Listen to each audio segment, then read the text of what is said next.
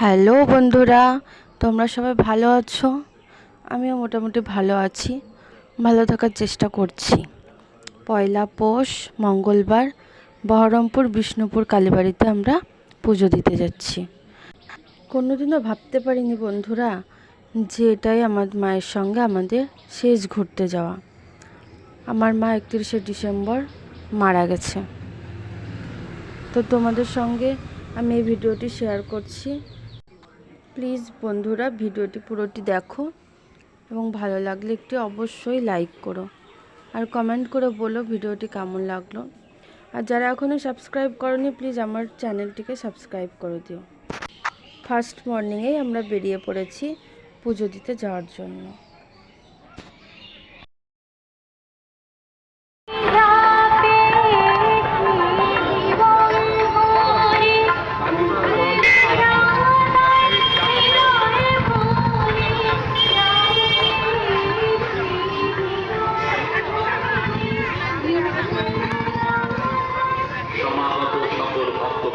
জানানো যাচ্ছে যে আপনারা লাইন দিয়ে সুশৃঙ্খলভাবে মন্দিরে প্রবেশ করবেন।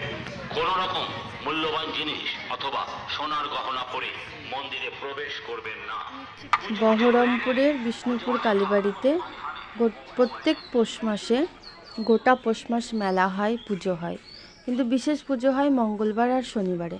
সেই জন্য মানুষ এই মঙ্গলবার আর শনিবারেই পুজো দিতে আসে আর প্রচণ্ড ভিড় হয়। কিন্তু ভাবতে পারিনি যে মাসের প্রথম দিনটাই মঙ্গলবার পড়েছে আর সেই দিনই পুজো দিতে এসেছি যে একটু ভিড়টা কম হবে। তো এসে ধারণার বাইরে এত ভিড়। আমার মা আর বোন প্রথমে এসে লাইনে দাঁড়িয়ে পড়েছে, আমি ছেলেকে নিয়ে পিছনে ধীরে ধীরে আসছি, কিন্তু যতই আসছি আমি তাদেরকে খুঁজে আর পাচ্ছি না, কোথায় গেল তারা।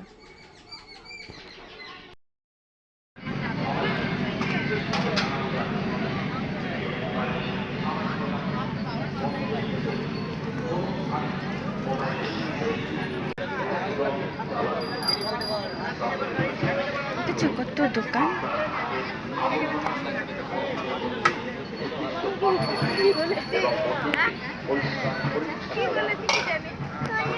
দাঁড়া যাচ্ছি, ছাড় তুই, ঢোল আছে এখন নেয় না। লোককথায় শোনা গেছে যেখানে কোনো এক পুরোহিতকে মা স্বপ্ন দিয়েছিল যে আমি এখানে আসবো, আমাকে পুজো দিবি। তো তারপর পুরোহিত স্বপ্ন ভাঙার পর সে সরাসরি চলে আসে মায়ের খোঁজ করতে করতে মাকে দেখে ফেলে।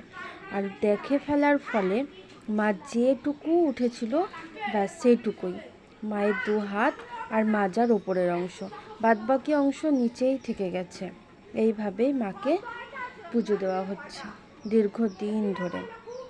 তো বন্ধুরা দেখো, আমরা অলরেডি মন্দিরের মধ্যে ঢুকে গেছি, এবার আমাদের পুজো দেওয়ার পালা। কিন্তু মন্দিরের মধ্যেও অনেক ভিড়, একটু সময় লাগবে পুজো দিতে।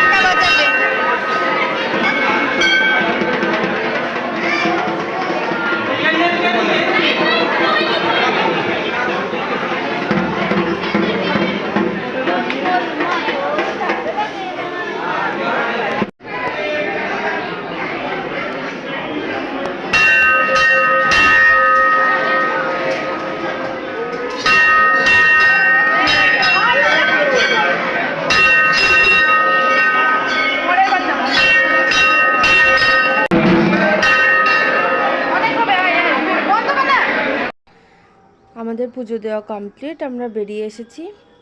মন্দিরের ভেতরে তো আর ফোন অ্যালাউ নেই, সেই জন্য তোমাদেরকে আমি মন্দিরের ভেতরে কোনো কিছু দেখাতে পারলাম না। মন্দিরের বাইরে থেকে তোমরা মাকে দর্শন করো। আর তোমাদের যাদের ইচ্ছে হবে মাকে পুজো দেওয়ার জন্য অবশ্যই বহরমপুর বিষ্ণুপুর কালীবাড়িতে চলে এসো আর মাকে পুজো দিয়ে যেও। এখানকার মা খুব জাগ্রত।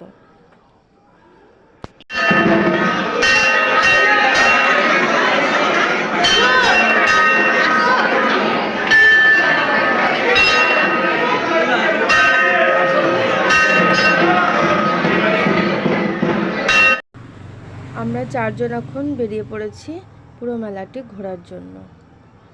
যেহেতু প্রথম দিন সেই জন্য এত ভিড় নেই, এরপর থেকে প্রচণ্ড ভিড় হবে, পা দেওয়ার জায়গা পাওয়া যাবে না। এর আগে আমার ছেলের অন্নপ্রাশনের জন্য এখানে মায়ের কাছে পুজো দিয়ে প্রসাদ নিয়ে গেছিলাম, আর এই আসলাম পৌষ মাসে। অনেক ছোটোতে এসেছিলাম, বাবার সঙ্গে ঠাকুমার সঙ্গে পুজো দিয়ে গেছি, আর এই আসলাম পৌষ মাসে, আশাই হয় না আমাদের। আর বাইরেটা দেখো, সুন্দর পার্কের মতো করা আছে, দুই দিকেই ছোট ছোট বাচ্চারা এসে এখানে খেলা করে। তো আমার ছেলে এগুলো দেখে খুব খুশি, হাতি, ঘোড়া, ময়ূর, পাখি। কিন্তু আমাদের তো বাড়ি যেতে হবে, ওকে যে একটু ঘোরাবো সেটারও সময় নেই, কারণ আমার বাবা একা আছে বাড়িতে।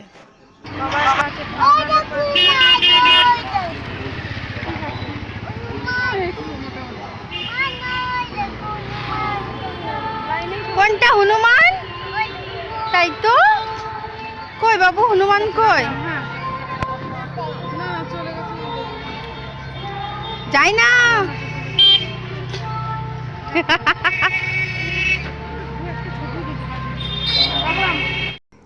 এখন আমরা বাড়ি যাচ্ছি, আমার ছেলে অলরেডি ঘুমিয়ে পড়েছে। দেখো, আমার মা আজ আর পৃথিবীতে নেই। তোমাদের যাদের যাদের মা আছে, তোমাদের মাদেরকে অনেক অনেক ভালোবাসো, কষ্ট দিও না। আর আমার মা যেন ভগবানের কাছে গিয়ে খুব ভালো থাকে। মা, তুমি খুব ভালো থেকো, আমাদের একটু আশীর্বাদ করো ওপর থেকে।